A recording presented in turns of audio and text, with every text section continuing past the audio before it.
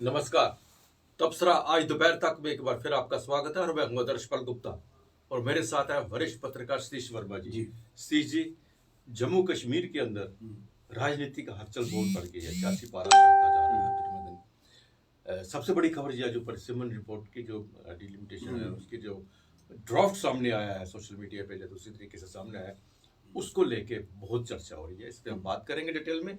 और उसके साथ ही आज एकजुट जो है जम्मू की पार्टी है, जो अंकुश शर्मा उनके चेयरमैन है, उन्होंने प्रेस कॉन्फ्रेंस करके कहा है कि जिन लड़कों के कल ऑर्डर जो है वापस ले लिए गए, नियुक्ति जो पिछली नियुक्ति सब वापस ले ली गई, वो खत्म कर दी, उनके वो साथ खड़े हैं।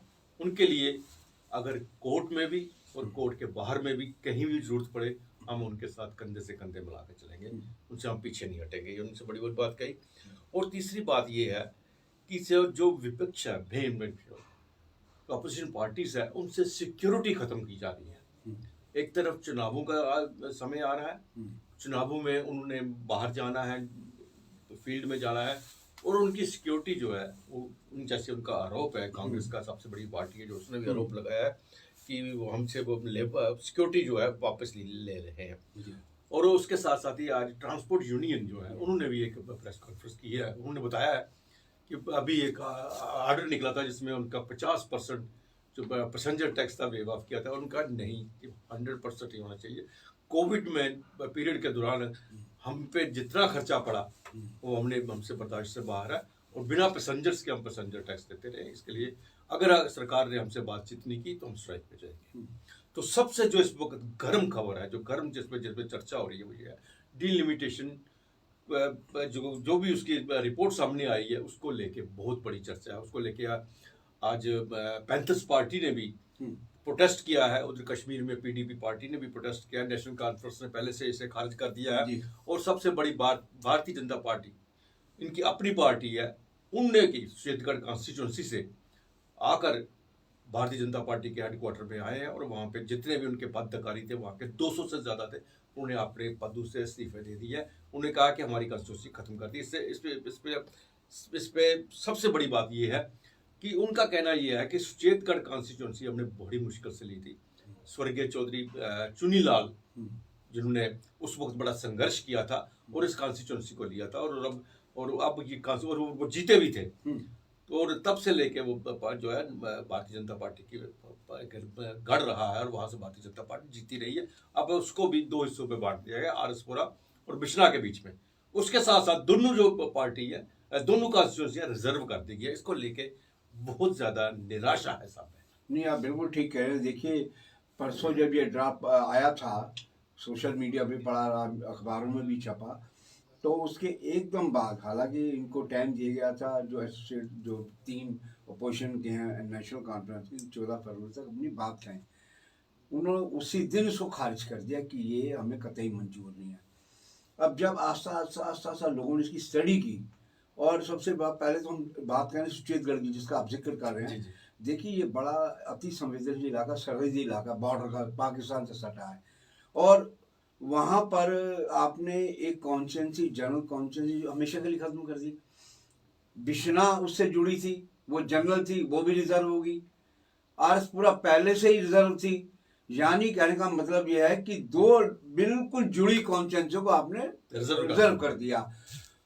आरोप यह है किसानों का यहाँ पर, चूंकि इसमें सिख और जाट बाहुल्य के लोग ज्यादा हैं, उनका आरोप है चूंकि सरकार को ये लगता है कि हम लोग किसान आंदोलन में जुड़े रहे, ये उसका हमें इन्होंने सजा दी है। कुल मिलाकर देखें, लेकिन वो विरोध करने वाला तो भाजपा के कार्यकर्ता है। बिल्कुल बिल्कुल। तो पार्टी के भीतर इस बात को लेकर आवाज उठ रही है, इसका मतलब कहीं ना कहीं गड़बड़ी हुई है। और जहां तक महबूबा मुफ्ती की बात कर, महबूबा मुफ्ती ने श्रीनगर में कहा है कि ये लोकतंत्र पर एक और बड़ा हमला किया है।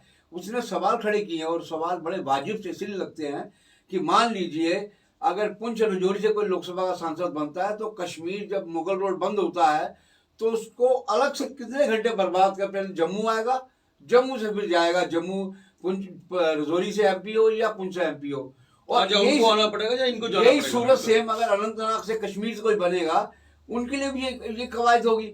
उनका ये बड़ा अजीब है। और आप, और जो गैर मुस्लिम संस्थाएं हैं वो ये कह रही हैं कि आपने तो एक पूरी तरह एक मुस्लिम मेजोरिटी वो कॉन्स्टिट्यूंसी खड़ी कर दी, और वहाँ का जो माइनॉरिटीज में हिंदू है वो उस सूरत में क्या कहाँ स्टैंड करता है। तो कई सवाल कहीं हैं। हम समझते हैं जिस प्रकार के ये आरोप लगाए जा रहे हैं, कुछ का ये कहना है कि ये सब पीछे एक संघ का दिमाग चल रहा है, वो अपने तरीके से खुर्द-बुर्द कर रहे हैं कॉन्स्टिट्यूंसी को, चाहे लोकसभा की हो चाहे विधानसभा की हो। अब जब इसका अंतिम रूप आएगा तब असली पता चलेगा, चूंकि अभी इन्होंने पब्लिक डोमेन में डालना है, उसके बाद सब चीजें पता चल पाएंगी। लेकिन इस बीच जिस तरह पैंथर पार्टी ने प्रदर्शन किया, पैंथर पार्टी ने खुला आरोप लगाया। उसने कहा सुचेतगढ़ एक कॉन्स्टिट्यूंसी थी, उसको आपने खत्म कर दिया। जो 16 कॉन्स्टिट्यूंसियां आपने रिजर्व की हैं शेड्यूल ट्राइब और शेड्यूल कास्ट के लिए, उसमें 3/4 जम्मू में डाल दी गई हैं। बिल्कुल। ये भी एक बड़ी बात है कि आपने कोई जनरल कास्ट का आदमी इनको रिजर्वेशन देने के खिलाफ नहीं है, लेकिन वो कह रहे हैं कि आपने आखिर किस आधार पर रोटेशन पे जो थी आपने उसको परमानेंट कर दिया। आरएस पर चलती है आरसी रिजर्व, उसको खोलना चाहिए था, आपने उसको भी ऑलरेडी रिजर्व रखा। तो कहने का मतलब यह है कि कुछ लोग कहना है कि ये सब बीजेपी ने अपने पॉलिटिकल चश्मे से तैयार किया है पूरी तरह, इसमें पूरी तरह पक्षपात दिख रहा है, और कहने के लिए परसीमा नहीं होगा ऑटोनोमस बॉडी, लेकिन ये सारा ड्राफ्टिंग जो है कोई लोग कहना है कि ये बीजेपी के किसी मास्टरमाइंड ने तैयार किया, और ये इसीलिए देखे ना नाराजगी बीजेपी के भीतर भी है। जो सुचेतगढ़ सबसे बड़ी बात ये है कि बीजेपी के भीतर नाराजगी है। हाँ, और देखिए ना बॉर्डर का इलाका है, अति संवेदनशील, और सुचेतगढ़ एक ऐसा इलाका है जहां पर चाहे एंटी मिलिटेंसी ऑपरेशन हो या 71 की जंग हो, इससे पहले की जंग हो, कई वहां पर आपको शहीद परिवार मिलेंगे जिन्होंने शहादतें दी हैं मुल्क के लिए। अब उनमें आप खामे खा के नाराजगी पैदा करें सिर्फ इसलिए, जिस तरह उनका आरोप है कि चूंकि हम सिख हैं और जाट हैं, इनको लगता है किसान आंदोलन में हमने भागीदारी की है, उसका हमें ये सजा दे रहे हैं।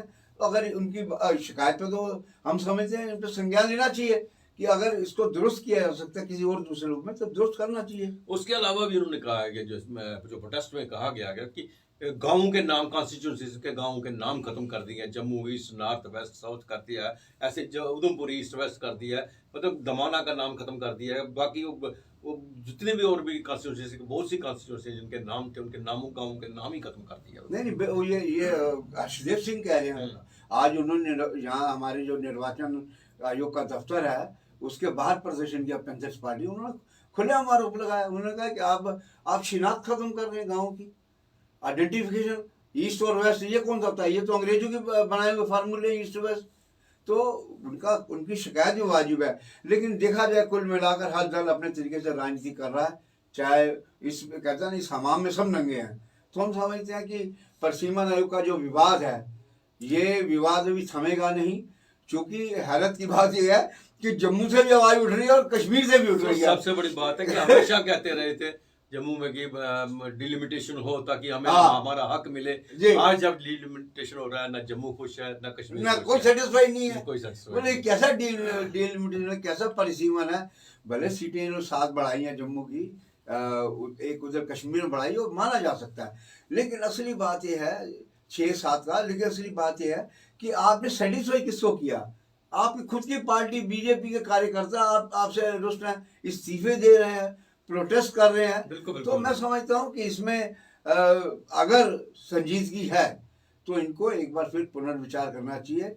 ये ना हो कि आपकी पार्टी के लोग ही आपसे बागी होकर आपके खिलाफ प्रोटेस्ट करें, और वो जो कार्यकर्ता, वो तो एक पहला शो शुरू हो गया ना। हाँ, अदर जी जो कार्यकर्ता बरसों बरस से पार्टी में इस उम्मीद से काम करता है कि भाई इस बार चुनाव में उसका हमें मौका मिले, आपने उनके अरमानों पर पानी फेर दिया। तो ये मैं समझता हूँ ये विवाद अभी हाल फिलहाल सामने आना नहीं है। अगर पब्लिक डोमेन में भी चीज आएगी, लोग कहते हैं कि ये एक औपचारिकता हो रही है, इस पर कोई इन्होंने कार्रवाई नहीं करनी, पब्लिक डोमेन में डाल के राय भी ले लेंगे, तो करना वो है जो पर्दे के पीछे चाहते हैं। जी बिल्कुल। तो इसलिए हम समझते हैं कि इस पे, क्योंकि हमारा एक लोकतांत्रिक अधिकार है चुनाव में भागीदारी, तो अगर हम उसमें ही लोग अगर भागीदारी पूरी तरह नहीं करेंगे नाराज होकर, तो वो फिर चुनाव का लोकतंत्र का पर्व नहीं कहलाएगा। हम समझते हैं सबकी भागीदारी हो, सबकी बातें सुनी जाएं, और उसके बाद एक बढ़िया सा रास्ता बनाए। बिल्कुल बिल्कुल। जी, दूसरी सबसे बड़ी जो जम्मू में की खबर है जिसमें अब कई महीनों से चर्चा हो रही है, और बच्चे जो है सड़कों पे प्रोटेस्ट कर रहे हैं, वही जो जो अक्टूबर 2019 के जी। से जितनी भी नौकरियां थी उन सबको जो खत्म करें, किस पोजीशन में, चाहे वो कोर्ट में थी, चाहे इंटरव्यू हो चुके थे, चाहे कुछ भी हो चुका था, उन सबको खत्म कर दिया गया है। इसको लेके आज एकजुट पार्टी ने एक प्रेस कॉन्फ्रेंस की है, और वो एकजुट पार्टी के जो प्रेसिडेंट हैं उन्होंने कहा है कि हम अंकुश शर्मा कि हम इन बच्चों के साथ खड़े हैं, चाहे वो हमें कोर्ट में भी इनके लिए साथ लड़ना पड़े, चाहे कोर्ट के बाहर भी लड़ना पड़े। लेकिन इसके साथ सी जी, ये तो एक चीज़ इन्होंने कही, बहुत अच्छी बात। दूसरा, एलजी की तरफ से भी एक स्टेटमेंट आई है कि दोबारा इनको इनके ऊपर नौकरियों के एडवर्टाइज किया जाएगा, दोबारा इनको किया जाएगा।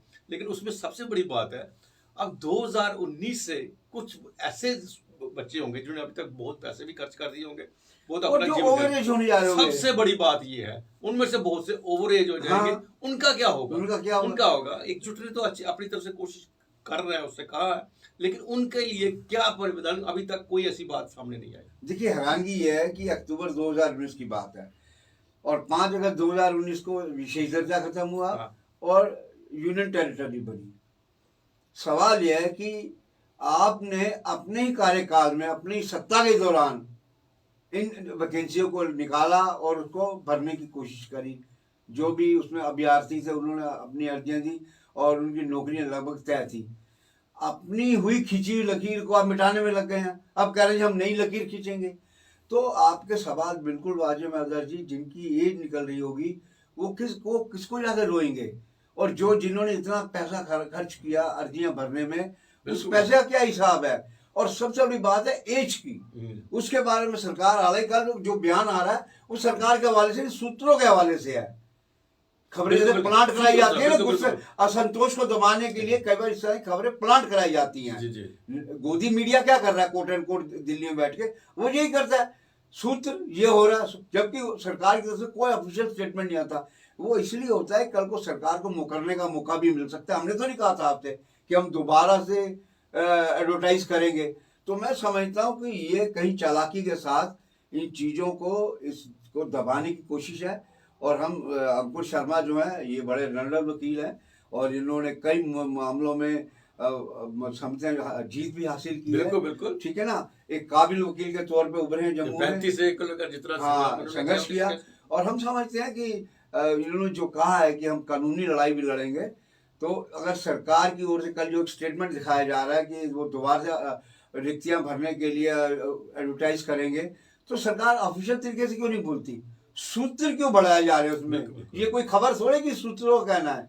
आप अगर सरकार की कोई पॉलिसी अगर ड्राफ्ट कर रहे हैं, लेकिन उसमें ये भी क्लियर होना चाहिए जिन बच्चों ने 2019 में भरा था, अगर ओवर एज हो रहे हैं तो उनके लिए एक विशेष तौर पर उनको छूट मिले।